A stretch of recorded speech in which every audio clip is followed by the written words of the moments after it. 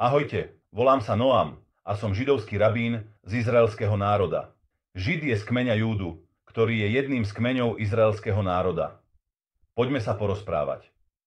O 7 univerzálnych zákonoch, 7 zákonoch Noacha. Tieto zákony pochádzajú z Mojžišovho zákona, ale nie sú uvedené v písanej Tóre, nachádzajú sa tam len v náznakoch. Výklad týchto zákonov môžeme nájsť v ústnej tradícii. Ústna Tóra sa odovzdáva z generácie na generáciu od proroka Mojžiša, nech je jeho pamiatka požehnaná, ktorý dostal Tóru od Boha na hore Sinaj. Na hore Sinaj dostal Mojžiš písanú Tóru aj ústnu Tóru. Ústna Tóra vysvetľuje písanú Tóru. A tiež vysvetľuje 7 predpisov pre všetkých ľudí, ktoré sa nazývajú aj 7 zákonmi Noacha. Noach bol muž, ktorý prežil potopu, keď Boh nahnevaný na ľudí zakryl svet vodou a zabil všetko, čo žilo na zemi. Žil na zemi iba Noach a jeho rodina a zvieratá, ktoré vzal do archy alebo na Noachovú loď, nezomreli. Noach postavil tú archu, tú loď, podľa pokynov, ktoré dostal od Boha. Všetci ľudia sa smiali na Noachovi len preto, že postavil archu. Tú veľkú loď. Noach im povedal, že príde veľký dážď, potopa, ktorá zaplaví celý svet. Celý tento príbeh sa nachádza v Tóre. Väčšina ľudí na svete pozná tento príbeh, ale to, čo veľa ľudí nevie, je, že potom, čo potopa skončila a dážď prestal, Noach vyšiel spolu so svojou rodinou a zvieratami, ktoré boli v arche. A Noach dostal od Boha 7 zákonov, predpisov, 7 zákonov pre celý svet. A pretože každý, kto dnes žije na svete, vlastne pochádza od Noacha, ktorý pokračoval v existencii ľudí na svete, tieto zákony aj sa nazývajú 7 zákonov Noémových detí a patria celému svetu a nielen deťom Izraela, ale aj Židom.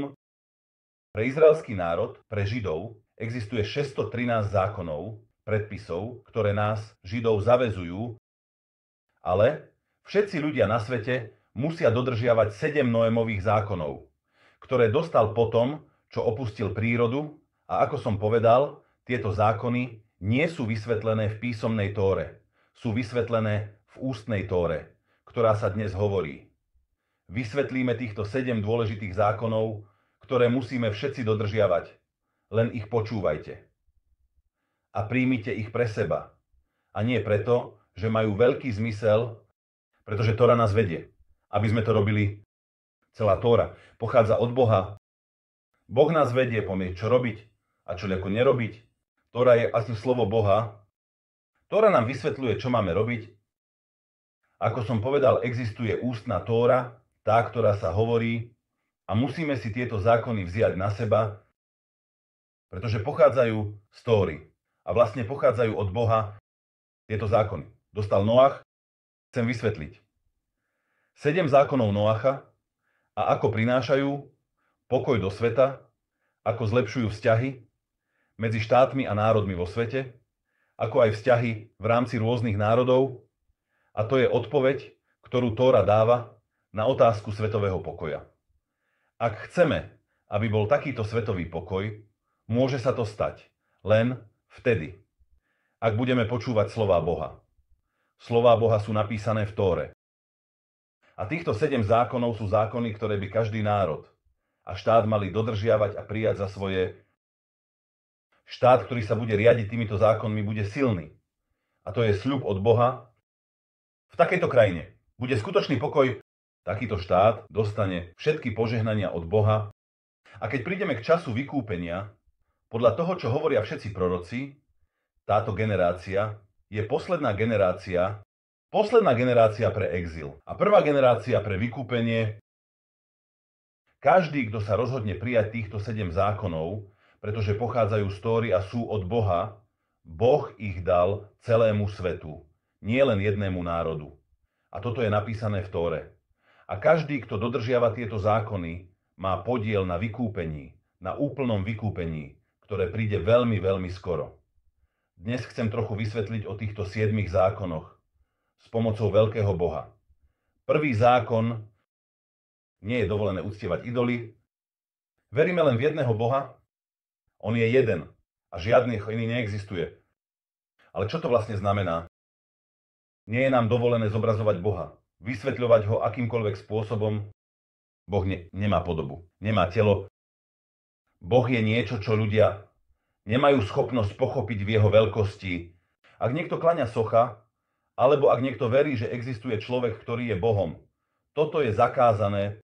Dnes sú ľudia, ktorí veria v silu peňazí, v silu seba samých. A tiež prenasledovanie peňazí a moci je ísť proti Bohu. Sú ľudia, ktorí prenasledujú svoje túžby, ako je jedenie, pitie, sex, česť a mnoho ďalších vecí. Naša viera je, že existuje jeden Boh a sme jeho služobníci, nie služobníci ničoho iného. Môžeme veriť v Boha, ale naozaj nevieme, čo si myslí alebo čo vie a musíme byť jednoduchí s Bohom. A to preto, že sme obmedzení v našom chápaní jeho. Môžeme sa pozrieť na svet a vidieť všetky úžasné veci, ktoré Boh urobil a robí, ale naozaj nerozumieť. Boh bol pred všetkým, čo bolo stvorené. A bude aj potom. Boh bude navždy. Chápeme, že Boh dáva obživu svetu, dáva život celému svetu. Boh dohliada na celý svet, ale my, ľudia, naozaj nemôžeme pochopiť Boha. Tóra nás učí, ako dodržiavať zákony sveta. Tóra nás tiež varuje, aby sme neúctievali modly, aby sme nerobili obrazy, aby sme sa nekláňali ničomu, okrem Boha. Takže to bol prvý zákon Noema. A každý, kto ho dodržiava, bude požehnaný. Druhý Noachov zákon je zakázané nadávať Bohu a jeho menu. Toto, že tá je svetokradež, musíme len chváliť Boha. Ale čo to znamená? Čo to znamená nadávať?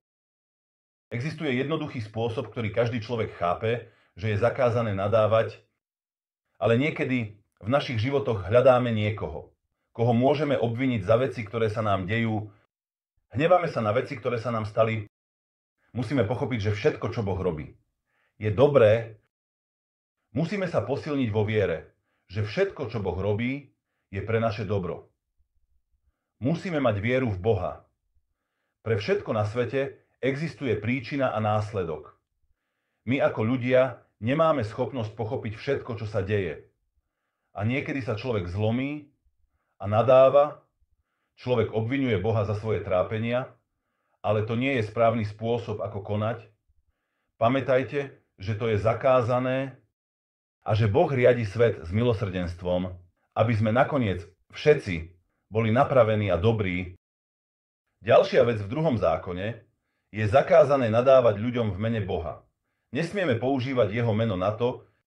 Tretím zákonom je, že vražda je zakázaná a život iných musí byť rešpektovaný, aj keď je niekto z inej krajiny alebo z iného kmeňa.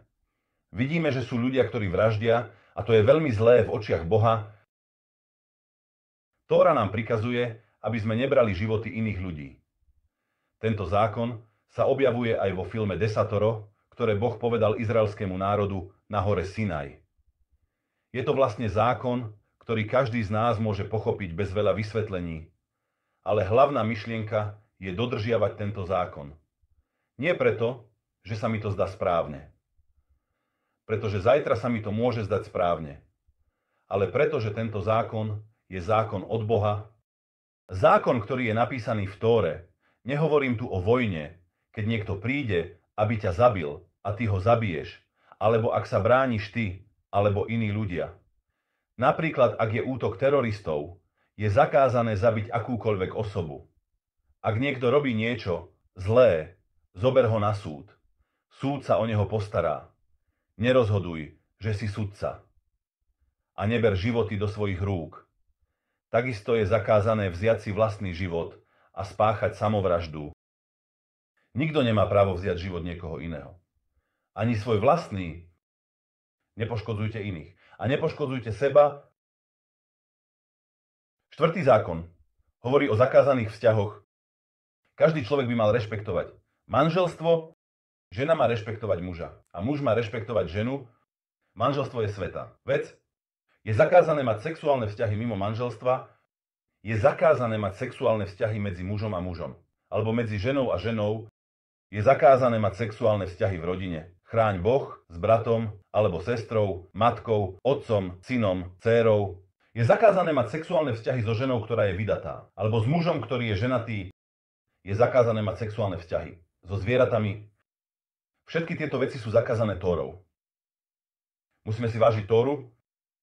Tóra nám vysvetľuje, že správny vzťah medzi mužom a ženou je manželský. Toto je správny systém. Môžete si sami všimnúť, že národy a krajiny, ktoré si tieto zákony nevážia, prichádzajú o všetky požehnania, ktoré majú vojny.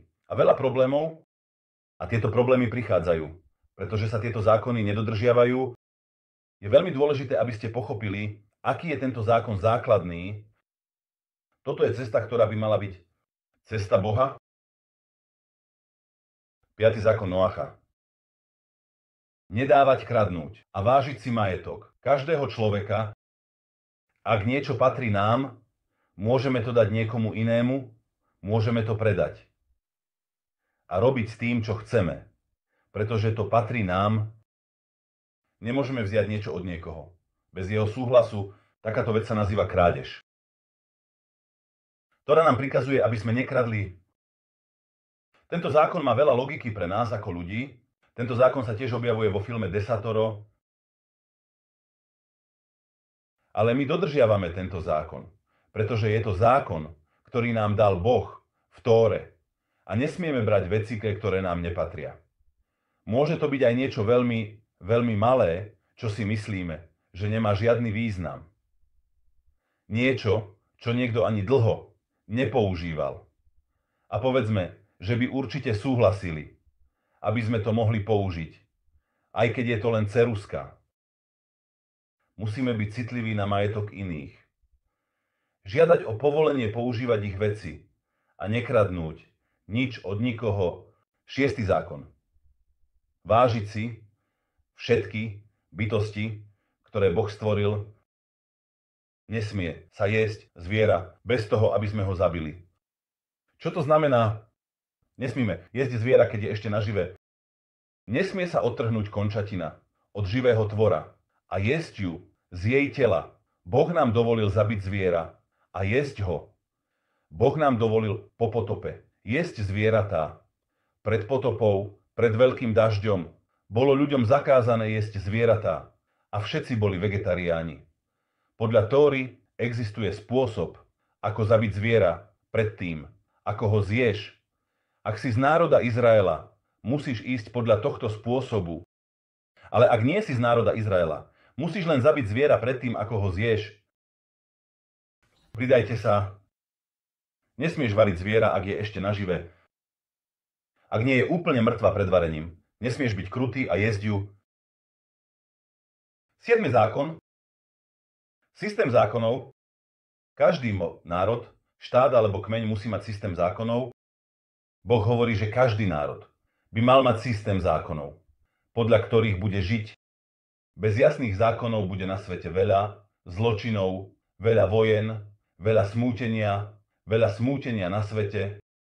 A každý si bude robiť, čo chce. V každom štáte musí existovať systém zákonov. Systém zákonov musí byť dobrý, spravodlivý a chrániť ľudí.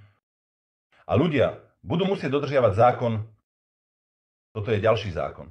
7 zákonov Noacha, ktorý musíme dodržiavať.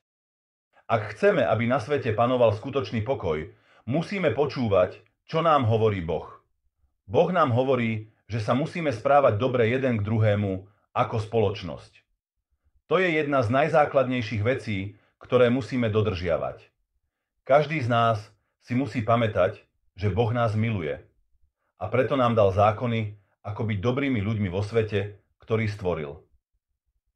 Musíme si to pamätať, keď dodržiavame tieto zákony. Nedodržiavame ich, pretože sa nám to zdá logické, dodržiavame ich. Pretože to tak chce Boh a my plníme Božiu vôľu. Boh nám o tom hovorí. Rozpráva nám o tom, prikazuje nám. Boh nám to hovorí. V knihe Tóry. Takže toto sú zákony Noacha. Každý človek na svete musí dodržiavať tieto zákony. Podľa knihy Tóry sú to zákony, ktoré Noach dostal od Boha potom, čo vyšiel z veľkej lode, ktorá sa v hebrejčine nazýva Teba, Noachova teba. Tam Noach zachránil všetkých svojich rodinných príslušníkov a tak pokračoval v ľudskej rase. Veľký dážď, potopa, zničila všetko, čo predtým žilo na zemi.